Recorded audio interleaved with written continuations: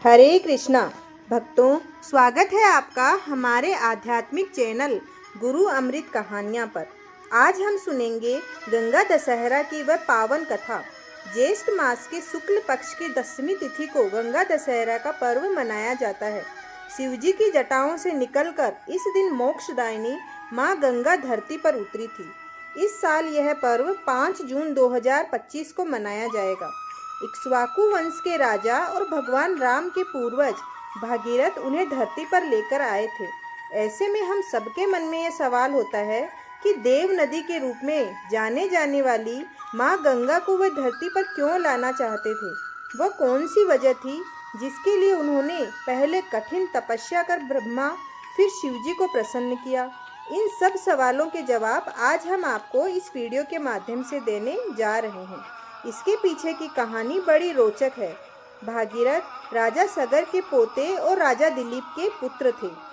पौराणिक कथा के अनुसार सगर बहुत ताकतवर और तेजस्वी राजा थे। उनकी 2 रानियां थीं। एक रानी ने एक पुत्र को जन्म दिया तथा वहीं दूसरी रानी ने 60,000 पुत्रों को जन्म दिया था। एक बार राजा सगर के अश्वमेघ यज्ञ किया। उनके घोड़े को देवराज इंद्र ने पकड़कर कपिल मुनि के आश्रम में बांध दिया। जब अश्वमेघ यज्ञ के घोड़े के गायब होने की सूचना राजा सगर को लगी तो उन्होंने अपने 60,000 पुत्रों को अश्वमेघ घोड़े को ढूंढने के लिए भेज दिया। सगर के 60,000 पुत्र घोड़े को ढूंढते हुए कपिल मुनि के आश्रम पहुंचे। वहां उन्होंने जब घोड़े को बंधा देखा तो सभी ने आश्रम पर हमला कर दिया।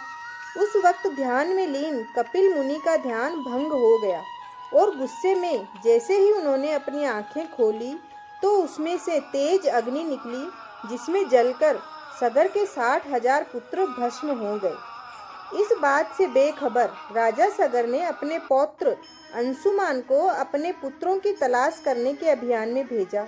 अंशुमान उन्हें खोजते खोजते जब कपिल मुनि के आश्रम पहुंचे तो देखा कि उनके पूर्वजों की राख वहां चारों तरफ फैली थी। इसके बाद पक्षीराज गरुड़ वहां पहुंचे और उन्होंने अंशुमान को पूरी घटना के बारे में बताया। साथ ही यह भी कहा कि सगर के 60,000 पुत्रों की आत्मा को तभी मुक्ति मिलेगी जब उनका गंगा के पानी से तर्पण होगा। इसके बाद अंशुमान ने राजा सगर के सभी 60,000 पुत्रों के तर्पण के लिए गंगा को धरती पर लाने की ठानी। वह हिमालय जाकर कठोर तपस्या करने लगे मगर निष्फल रहे। इसके बाद अंशुमान के पुत्र दिलीप ने अपने पूर्वजों की मुक्ति के लिए गंगा को धरती पर लाने के लिए कठोर तप किया मगर वह भी इस काम को अंजाम नहीं दे सके। इसके बाद भागीरथ ने पूरा किया तप। इसके बाद राजा दिलीप के पुत्र भागीरथ ने गंगा को धरती पर लाने के लिए हिमालय जाकर कठिन तप शुरू कर दिया। उनकी तपस्या से प्रसन्न होकर भगवान ब्रह्मा जी ने उन्हें गंगा को धरती पर ले जाने का वरदान दिया मगर साथ ही यह सुझाव भी दिया कि गंगा का वेग बहुत अधिक है। यदि वह स्वर्ग से सीधे धरती पर उतरी तो उनके वेग से धरती फट जाएगी और वह पाताल में समा जाएगी। उनके वेग को संभालने के लिए भोलेनाथ की तपस्या भी करो। तब भागीरथ ने 1 साल तक बिना अन्न जल ग्रहण किए अंगूठे के बल खड़े होकर शिवजी की तपस्या कर उन्हें प्रसन्न किया और गंगा को अपनी जटाओं में स्थान देने के लिए मना लिया।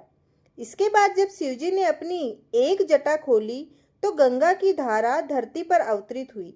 उनके जल में अपने पूर्वजों की राख को प्रवाहित कर राजा भागीरथ ने अपने पूर्वजों की आत्मा को शांति और मोक्ष दिलाया। तो देखा भक्तों, भागीरथ की कठिन तप के कारण भगवान ब्रह्मा और भगवान भोलेनाथ को भी उनकी तपस्या का वरदान उन्हें देना पड़ा और उनके कठोर तप के कारण ही आज हम सभी लोग माता गंगा के पावन जल का न केवल ग्रहण कर पाते हैं, उसमें स्नान कर पाते हैं और उनकी पूरी महिमा से अपने जीवन को महिमामय बना लेते हैं। उम्मीद करती हूँ आपको ये कथा पसंद आई होगी। अगर कथा पसंद आई है तो चैनल को जरूर सब्सक्राइब करें और कमेंट में गंगा मैया की जय अवश्य लिखें।